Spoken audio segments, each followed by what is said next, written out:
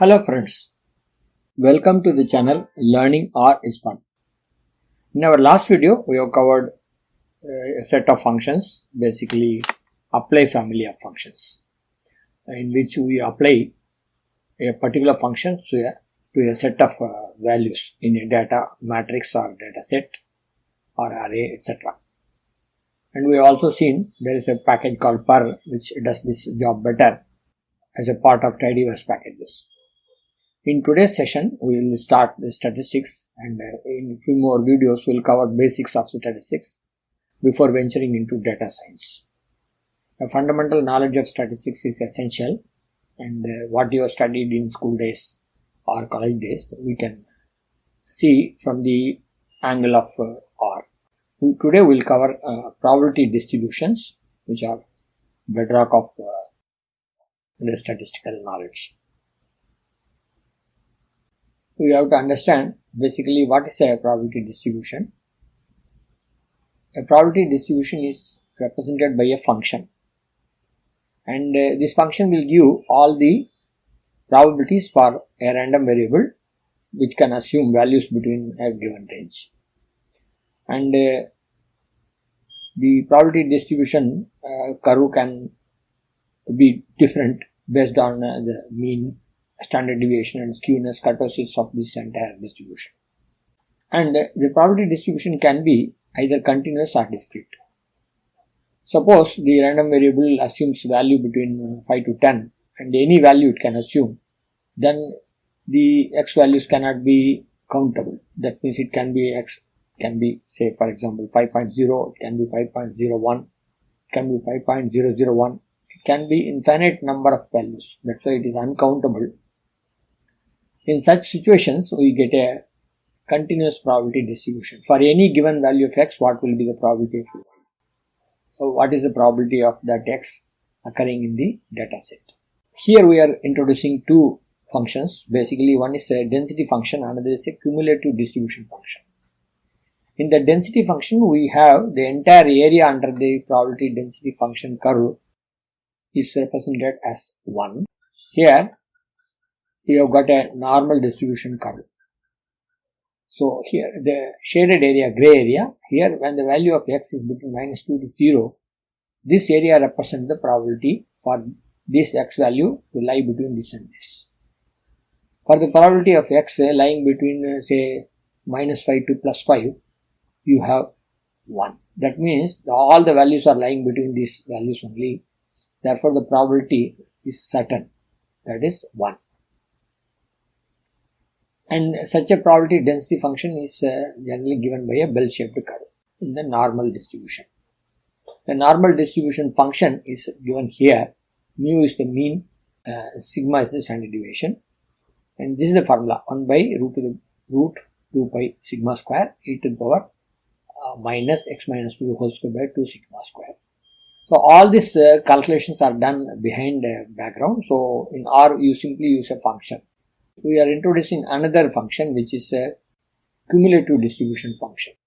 For a particular value of x, the probability is 0, because for a particular individual value you don't find an area, but between range of values you get an area. In the cumulative distribution function, what you get is between particular value and the minimum value, what is the cumulative probability. So you get a probability value from the curve. Basically you can draw say between -4 to 1, what is the probability that you get by drawing a vertical line at 1 and then arriving at the appropriate probability. A PDF can be found by differentiating the CDF, and CDF can be found by integrating PDF. But we don't do all the maths, everything is done behind functions, so you have to simply use the functions. Let us see a discrete probability distribution now. Discrete probability distribution has fixed values for x, and say example, probability of a new patient entering a clinic for a particular day, or probability of number of cars likely to be sold in a day, etc. These are standard values. For these values, what is the probability? In such cases, we use one more function which is known as probability mass function. that is basically for a particular value of x, what is the probability. So this is not calculated in the case of continuous distributions. Only in the discrete distributions such a calculation is done. Now we'll see an example for binomial distribution. The distribution function is given here. This is NCX, that is x items you have to select from n item, that is given by NCX, and x is the number of successors you want. So NCX p to the power x, q to the power n minus x, and that is given by n factorial by n minus x factorial, x factorial, p to the power x into q to the power n minus x. All these functions are inbuilt into the functions, so you need not do the maths, and straight away use the form. Here you can see the bar chart. Say probability for x to be 4 is given 0.20. Probability for x as 9 is around 0.01. Just like that. Here you are having two parameters. N is the total number of trials, P is the probability for success. It's a case of tossing a coin. Okay. Now there is another distribution which is Poisson distribution. Here lambda is the mean, and for different lambdas you see the curves here. And the distribution function is given here, e to the power minus lambda into lambda to the power x divided by factorial x. Basically Poisson distribution helps us to give the number of events occurring in a fixed interval of time or space. Say for example, in a frequently accident prone area, between a particular date to another date, how many accidents will happen. Based on the previous data, one can find a mean, and then that mean will help us to find out the future possibilities. Now, before we enter into the actual coding, we have to understand what are quantiles. Quantiles, basically when you are distributing the values on the x-axis, you can divide them by equal intervals. Suppose you divide them by 4 quarters, then they are known as first quartile, second quartile, third quartile, 3 different points. And if you are dividing them by, you can say 10, then you get first decile, second decile, like that. Up to 9th decile you have the various points along the x-axis.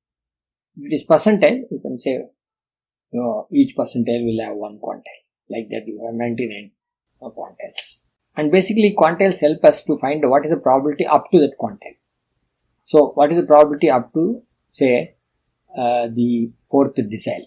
So this area to the left of this 4 area, and this area is the probability for x value to be less than 4. Here we have got a set of functions. For each distribution you have 4 different functions. One is p beta, q beta, d beta and r beta. The same template is used for all distributions. Say for example normal distribution, which is here p norm, q norm, d norm, r norm. What does it mean? That you can see in the next slide. Here p norm, basically p norm gives you the cumulative distribution function, that is up to a particular quantile, what is the probability.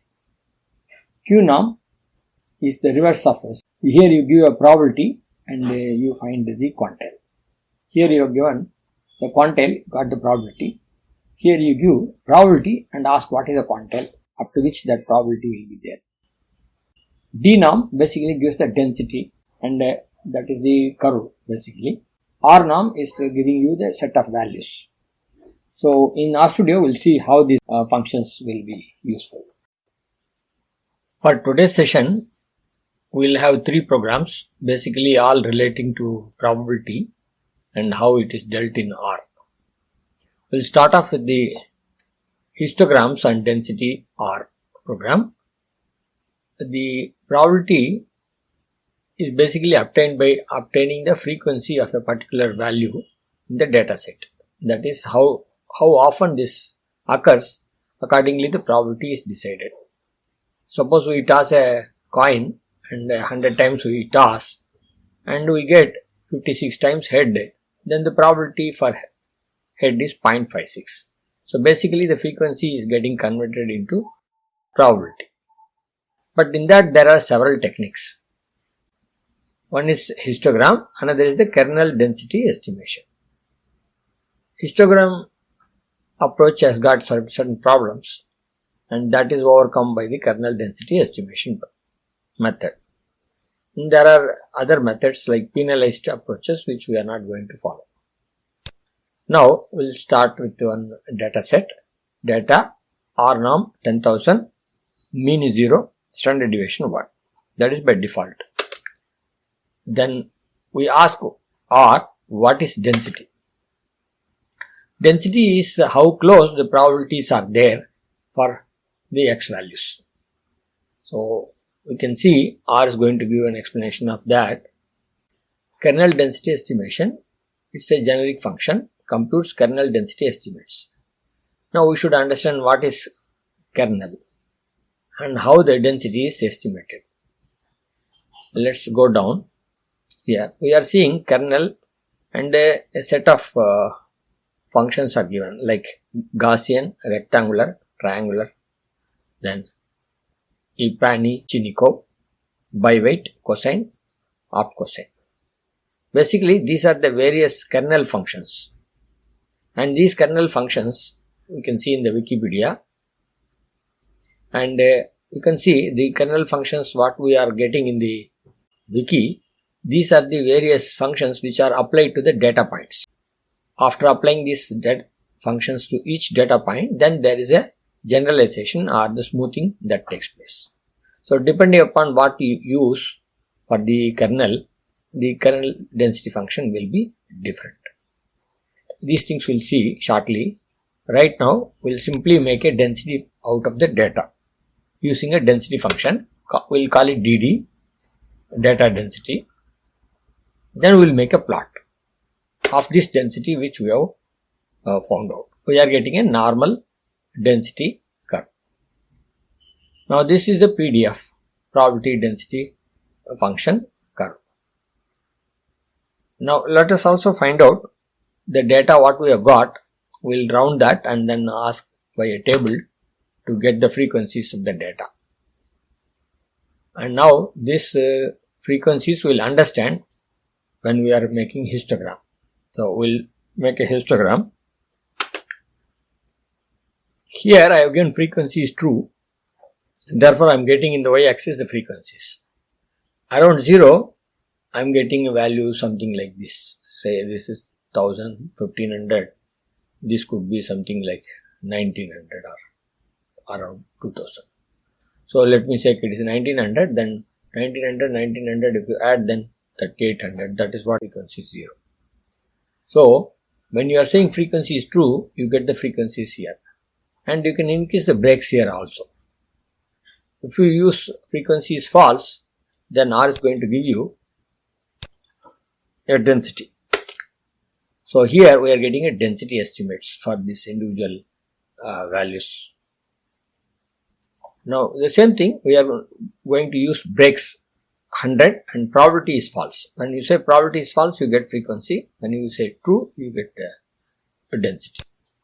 Let's see this also. So we have now made the breaks, and we could see the density and frequency are coming one after another depending on what you say here in probability. So histogram basically gives you an idea of the probability density curve, but this smoothing is required to be done. So for that the kernel density estimate kicks in. So again we'll take an example, faithful data set. We'll load it into the memory now. Now let us plot the faithful. So you get a scatter plot, and you are getting a cluster here, cluster here. Now we can make a histogram of the weighting with the 15 breaks with probability true. So we are getting a fairly representative idea that there are two clusters here, and here we are getting a peak, and here also we are getting a peak. Now let us draw a line with the density of the weighting. So you get a smoothened curve here. Now this is what we are trying to say. In the histogram, depending upon breaks and depending upon the width of these cells, your visualization will be different. Whereas you apply a density technique and you get a better smoothing curve for the same distribution. Now we have got various methods of applying this bandwidth. Depending on the bandwidth, you are able to get a curve. So I have made certain code here. Basically, it is giving different bandwidths starting from Sj, 1, 5, 10. This, like Sj, there are certain other characters explained in the theory for getting a bandwidth. And now we will use all these examples and draw the curves. So you could see there are different curves that can be drawn for the same distribution. Depending upon requirement, one can work out probability density estimate. And here the theory is very involved. If you are interested, you can see the link and understand it. But now we can see the greater the bandwidth, that is blue, we are getting a smoother curve here. Okay. Now this probability density function, we got a idea here. The probability density function basically gives a probability of 1 for the entire area under the curve. The height of the probability density curve, that is this value and this value, etc. These are nothing but relative probabilities. They should not be construed as the actual probability. That is, for a value of 60, you should not think that the probability is this. This is not correct. Whereas, for the value of 60 and less, the area here, this side, you can consider as the probability. We'll see more of this. Now we'll load a package and starts basically to understand what is cumulative distribution function. So this first you have to install, then only you can load it. Now I am going to make a CDF plot. Distribution is norm, which distribution I have to say, and I have to give a param list in which I should give mean and standard deviation in the form of a list function, and then I have to say whether I have to add this CDF plot to the existing curve or I have to add as a fresh curve. Okay, so add is false means a fresh curve. So let me draw this. So you get a beautiful cumulative distribution function. Here what you are getting is cumulative probability. So when you take the maximum and then say an ordinate here, this is probability that you get a value less than the maximum value. It should be 1. So that's what you see here as 1. Here basically you are saying cumulative frequency, basically this translates to the probability also. Here we are not talking about the area under the probability density curve, etc. We are just reading the probability straight away here. This is a cumulative probability. Suppose you want probability that this x value lies between 1 and 3, then you draw an ordinate here at this level, then you draw an ordinate here, and then this level you subtract. So you get the probability here. That is this area which is going to be in the normal probability density curve corresponds to that, corresponding to that the actual probability we can calculate directly here. Okay, you got some idea. Let us move on and we will now understand what are quantiles. Quantile is a generalization of you can say median idea. Median basically is a middlemost data, that is 50% of the data lies below the median. And similarly you can extend that logic to you can say quartiles and then even deciles and percentiles. That's what we'll see now. We'll create a variable x and then we'll create quantiles for that x with probabilities 0.1, 0.2, 0.4 and 0.75. Quantile function you have to give probabilities. So when you do that, what you get is 10%, 20%, 40%, 75% are the probabilities which you have specified. Accordingly, what are the quantiles? That is, what are the data that are possible in X for in which the probability will be 10%, 20%, etc. That means the probability that any value lies less than 75.25 will be 75%. That is the meaning. Okay, now we do the same thing with another set of data. You get accordingly different values. Okay. Now instead of giving a straightforward 1 colon 100, I am giving a set of values here, and then I am going to do a quartile here. That is probability I have given as 0.25. So I am getting a quartile which is 17.25. Okay. The same thing I do for a median. So I have done now with probability 0.50, I am getting a median out of this. How do you get median? Basically, you see the middlemost item. 1, 2, 3, 4, 5, 6 items are there. So the third and fourth, you have to add this and divide by 2. So 25, 35 and then 43. So you get 21.5. Okay, now you got the concept. If you straight away ask median, then also you will get the same answer. Now let us understand what is QQ norm. This we have seen in the past also. What is QQ norm? If you ask R is going to tell us QQ norm is a generic function which produces a normal QQ plot of the values in Y. Here, what does it mean? Let us try to understand by a set of statements. I have already made these statements for you straight away to make you understand. So let us go and execute them together. Okay, now I got 4 different plots. Let us look at the code here.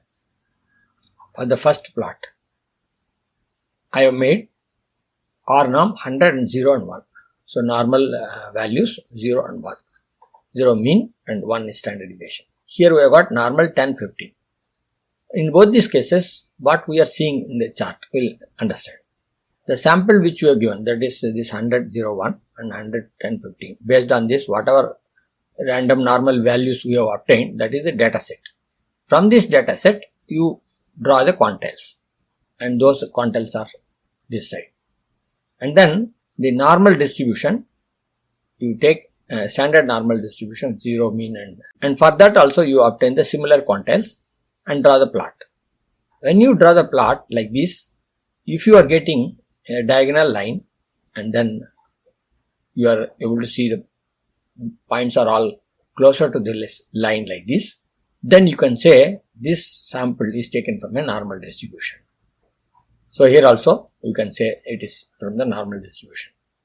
And we also know that we have generated the data as such.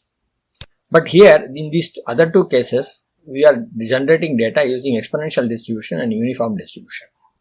That is what we did. Rx here are unif. So with these type of distributions, we have generated data, but we have again plotted the QQ norm. So QQ norm and QQ line. So, but you see here the data is not falling across the diagonal and they are not aligned with the line. Here also the diagonal is not from 0 to this side and it is just across in a different angled way.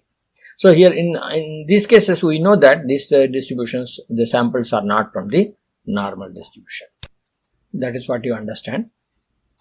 Basically the quantiles help us to understand distribution is a particular type of or distribution which known to us.